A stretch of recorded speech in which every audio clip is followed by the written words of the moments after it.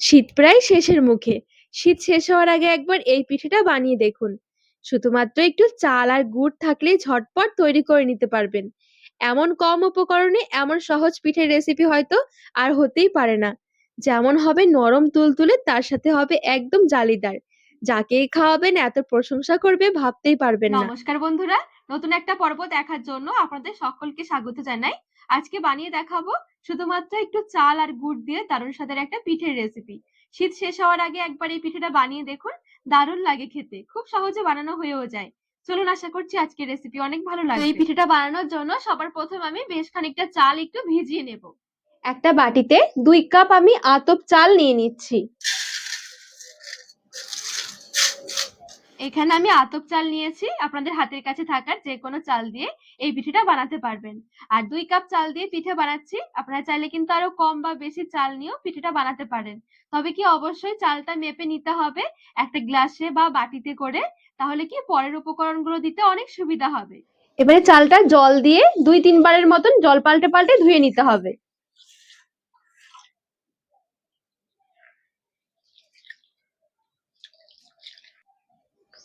তো এখানে একটু ভালো করে চালটা ধুয়ে নিয়েছি। এবার একটু গরম জল দিয়ে চালটা ভিজিয়ে রাখবো। আর এখানে গরম জল দেওয়ার কারণে চালটা খুব সহজে ভিজে যাবে।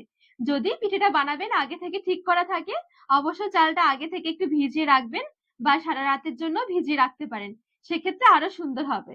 তো 1 ঘন্টার জন্য ঢাকা দিয়ে রেখে দেব। তো চালটা আমি 1 ঘন্টার জন্য ভিজিয়ে রেখেছি। চাল এখন দেখুন সুন্দরভাবে কিন্তু একদম নরম হয়ে গেছে। এবারে চাল থেকে এক্সট্রা জলটা ভালো করে ঝরিয়ে নেব।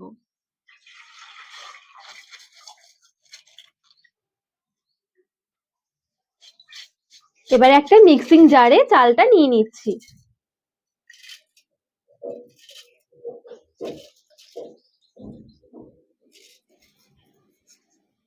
আর চালটা মিক্সির জারে নেওয়ার সময় চাল থেকে জলটা ঝরিয়ে নেবেন, এতে করে কি আমাদের জলের মাপটা দিতে অনেক সুবিধা হবে। আমি যেহেতু এখানে 2 কাপ চাল নিয়েছি, 2 কাপ চালের জন্য কিন্তু 2 কাপই জল লাগবে। এবারে ঠিক কাপ মেপে আমি প্রথমে 1 কাপ জল নিয়ে নিচ্ছি। একবারে অনেক বেশি জল দিয়ে চালটা কিন্তু পেস্ট করা যাবে না, এতে করে কিন্তু চালটা পেস্ট করার সময় মিহি হবে না। এখানে একদম মিহি করে পেস্টটা বানাতে হবে। তো 1 কাপ জল দিয়ে প্রথমে চালটা একদম মিহি করে পেস্ট বানিয়ে নেব।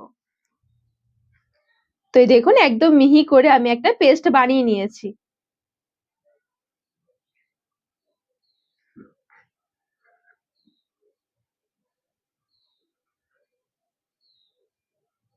এবারে একটা বাটিতে নিয়ে নিচ্ছি।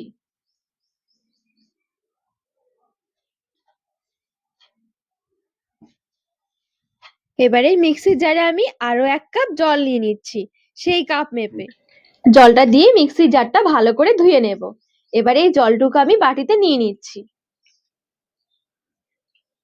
তো এখানে দেখুন আমি টোটাল কিন্তু 2 কাপ মতন জল নিয়েছি। 2 কাপ চালের জন্য 2 কাপই জল নিতে হবে। ভালো করে এবারে মিশিয়ে নেব।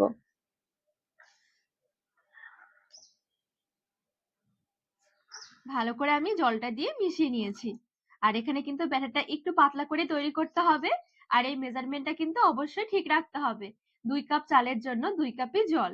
আর আমি প্রথমে কিন্তু মিক্সিতে পেস্ট করতে 1 কাপ জল নিয়েছি, পরে মিক্সির জার দিয়ে আবারও 1 কাপ জল দিয়েছি। আর এখন দেখুন এই মিশ্রণটা ঠিক এরকম ঘনত্বের রয়েছে। আর এখন যে আমি চালের মধ্যে যে জলটুকু ব্যবহার করেছি এটা নরমাল জল, গরম জল কিন্তু এ পর্যায়ে দিলে হবে না। এবারে ঢাকা দিয়ে একটু সাইডে সরিয়ে রাখছি। গ্যাস ধরিয়ে এবার একটা কড়াই বসিয়ে দিয়েছি। যে কাপ মেপে চাল নিয়েছিলাম সেই কাপ মেপেই 1 কাপ নিয়ে নিয়েছি খেজুর গুড়। এখানে আমি খেজুরের পাটালি গুড়টা নিয়েছি। হাফ কাপ নিয়ে নিচ্ছি জল। এবারে নেড়ে ছেড়ে গুড়টা এবারে একটু গলিয়ে নেব। এখানে গুড়টা জাল দিয়ে ঘন করতে হবে না, শুধুমাত্র একটু গলে গিয়ে ফুটে উঠলে কিন্তু হয়ে যাবে। এখানে যেহেতু আমি খেজুরের পাটালি গুড় নিয়েছি, সেই কারণে কিন্তু এভাবে একটু জল দিয়ে গুড়টা গলিয়ে নিচ্ছি। যদি আপনাদের হাতের কাছে লিকুইড গুড়টা থাকে, সেক্ষেত্রে কিন্তু গুড়টা শুধুমাত্র একটু গরম করে নিতে পারেন, তাহলেই হবে। তো এই দেখুন এখানে গুড় গলে গিয়ে সুন্দরভাবে কিন্তু ফুটে উঠেছে। এখন কিন্তু গুড়ের রসটা সুন্দরভাবে রেডি হয়ে গেছে। এবারে আঁচটা বন্ধ করে দিচ্ছি। এবারে গুড়ের রসটা কিন্তু ঠান্ডা করা যাবে না, গরম গরম অবস্থায় চালের মিশ্রণের মধ্যে নিয়ে নিতে হবে। আমি যে প্রথমে চালের মিশ্রণটা তৈরি করে নিয়েছিলাম, এই মিশ্রণের মধ্যে নিয়ে নেব। রসটা আমি এখানে ছেঁকে নিচ্ছি, এতে করে নোংরা থাকলে বেরিয়ে যাবে। ভালো করে মিশিয়ে নেব। তো গুড়ের রসটা খুব ভালো করে আমি মিশিয়ে নিয়েছি। আর এখানে এই মিশ্রণটা দেখুন ঠিক এরকম একটা পাতলা হবে। এবারে সামান্য নিয়েছি লবণ, মোটামুটি হাফ চামচের মতন। পিঠেগুলো একটু সফট বানানোর জন্য আমি এখানে একদম সামান্য একটু নিয়েছি বেকিং সোডা। আবার এখানে খেয়াল রাখতে হবে বেকিং সোডা যেন খুব বেশি না দেওয়া হয়, খুব বেশি দিলে স্বাদটা নষ্ট হয়ে যাবে। ভালো করে মিশিয়ে নিলেই পিঠের জন্য কিন্তু রেডি হয়ে যাবে এই মিশ্রণটা। আর এই বেকিং সোডা মেশানোর পর কিন্তু এই মিশ্রণটা রেস্টে রাখা যাবে না, সাথে সাথে পিঠেগুলো বানাতে হবে। পিঠে বানানোর জন্য গ্যাস ধরিয়ে একটা কড়াই বসিয়ে দিয়েছি। আর কড়াইটা নেওয়ার চেষ্টা করবেন একটু ছোট দেখে আর একটু ভারী দেখে। এতে করে কি পিঠেগুলো যেমন গোল গোল তৈরি হবে, সাথে কিন্তু পিঠেটা নিচ থেকে অনেক বেশি পুড়ে যাবে না। কড়াইয়ে যখন ধোঁয়া ছাড়বে 1 চামচের মতন ঘি নিয়ে একটু গরম করে নেব। যদি ঘিয়ের ফ্লেভার না ভালো লাগে এখানে চাইলে কিন্তু সাদা তেলটাও নিতে পারেন। পিঠের জন্য যে মিশ্রণ আমি তৈরি করে রেখেছি, এখান থেকে নেড়ে চেড়ে একটা কাপ মেপে 1 কাপ মতন নিয়ে নিচ্ছি। একটু মেপে নিলে কি প্রত্যেকটা পিঠে একদম সমান মাপের হবে। আর অবশ্যই কিন্তু নেয়ার আগে এরকম একটুখানি নেড়ে ছেড়ে নিতে হবে, যেহেতু চাল শুধুমাত্র, না হলে কিন্তু নিচে থিতিয়ে পড়বে।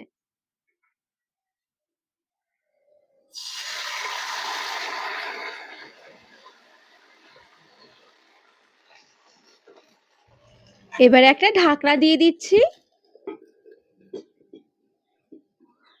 আর যখন পিঠের মিশ্রণটা দেওয়া হবে অবশ্যই গ্যাসের আঁচটা কিন্তু বাড়িয়ে রাখতে হবে।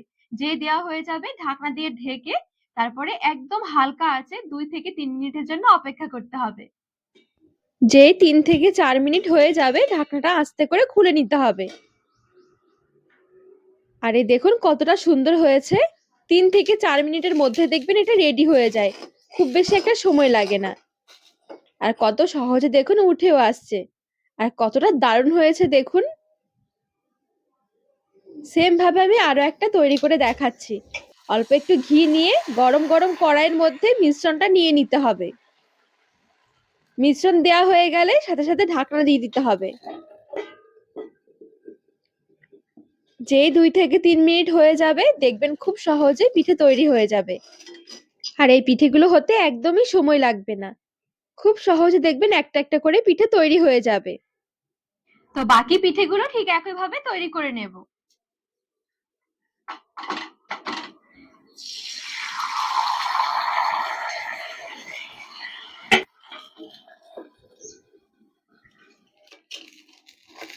এই দেখুন এই পিঠেটাও কতটা সুন্দর হয়েছে। তো এখানে আমার মোটামুটি সবগুলো পিঠেই সুন্দরভাবে তৈরি করা হয়ে গেছে। একটা থালার মধ্যে তুলে সাজিয়ে নিচ্ছি। বানিয়ে দেখুন এত সুন্দর নরম তুলতুলে হবে পিঠেগুলো, ভাবতেই পারবেন না, খেতে দারুণ লাগে। কতগুলো পিঠে আমার এখানে দেখুন তৈরি হয়েছে, আর কতটা নরম হয়েছে দেখুন পিঠেগুলো।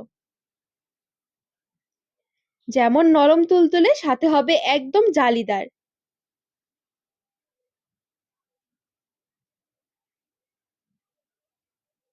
এরকম একটা পিঠে খেয়ে দেখবেন মনই ভরবে না, আরো একটা খেতে ইচ্ছে করবে। তো বন্ধুরা আজকে এই পিঠের রেসিপি আপনাদের কেমন লেগেছে অবশ্যই কিন্তু কমেন্ট করে জানাবেন। আর রেসিপি ভালো লাগলে চ্যানেলটিকে সাবস্ক্রাইব করে পাশে থাকার অনুরোধ রইল।